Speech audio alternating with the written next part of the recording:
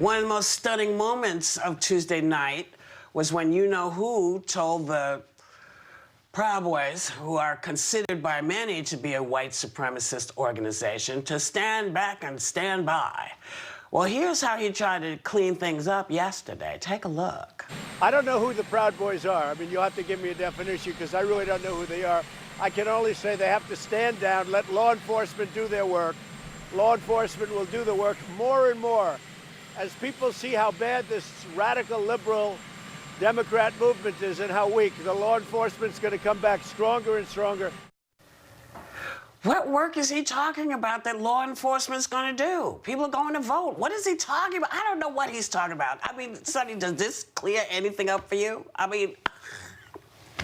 No, it didn't clear anything up for me. And what was interesting was he somehow decided that the Proud Boys were on the side of law enforcement, were doing things that law enforcement would do. So that was interesting. And the other thing is he claimed not to know who the Proud Boys were.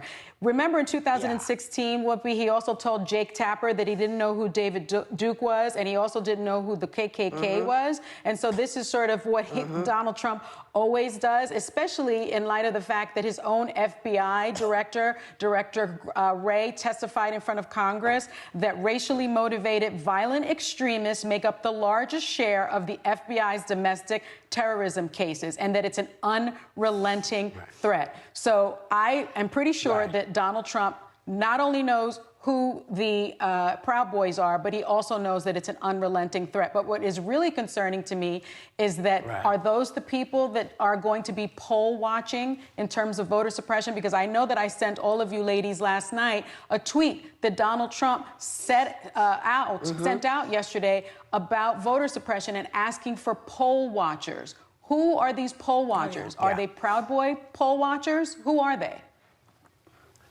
Well, aren't they supposed to be... I thought they were supposed to be vetted. I thought you had to vet the people who are there at the polls so you don't run into this kind of nonsense.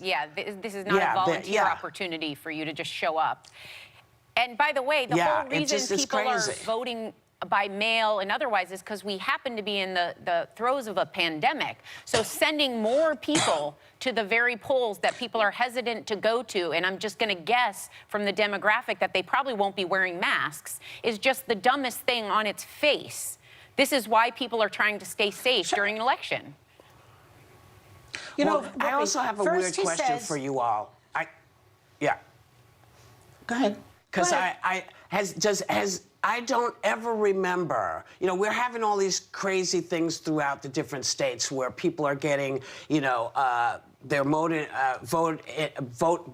ballots sent to their homes, and then they open the ballots, got somebody else's name on it. Is it because we have such a mess at the post office since he's put the new guy in? Because I don't remember this ever happening like this before. Only since him, and only since suddenly... No, we didn't have a problem. I don't understand. So this is very messy to me. It was the easiest thing. You know? It was the easiest thing to do. But you were about to make a point. We just voted. Everybody voted. Yeah. The point I was going to make was that first he says that voting by mail is a fraud. Then he says voting in person is bad. So how would he like us to vote? By carrier pigeon? You know what I think? He doesn't want you to vote at all, Joy. He needs... No, he needs to move to Russia, where the only vote that counts is Putin's. That's what he needs to do. Yeah. Would he like us to put it in a bottle and put it in the ocean, maybe, and sail it out to the voting booths? I mean, what would he like us to do? He's a liar. He only wants to win because he's scared to go to jail. Americans, remember what I'm telling you right now. Those undecided voters, he doesn't want to go to jail. That's all he cares about. Well, all of this voting suppression, all of this is, you know, I don't know how I am in the middle of this, having seen people fight since I was a kid to make sure that everybody got their vote. It's the thing that makes us the country we are, is that we don't have issues with voting. And now suddenly this one gets in, and now no one knows they're behind from their head. You know, it's like suddenly everything is in the toilet. It's amazing to me. And there are ballots that went out with his picture on them that say, you know, remember remember to vote for me. Don't let the Democrats take away your right, your First Amendment. I mean, it's crazy what's happening right now. It's just nuts. But don't anyone let anybody keep you from voting. Don't let anything or anyone, if somebody sends you a ballot and your name's not in it, take it over to the voting registration place and hand it to the people and say, that's not my name, I need another ballot. Don't keep it. Bring it to the people you're supposed to bring it to. And when he said stand back and stand by, Joy? who was he talking to? His imaginary friend? Who was he talking to? You know, he may not know that Puerto Rico is part of the United States, but he knows damn well who the Proud Boys are. Don't buy that one either. No question. No question. And can I take back the proud and loud?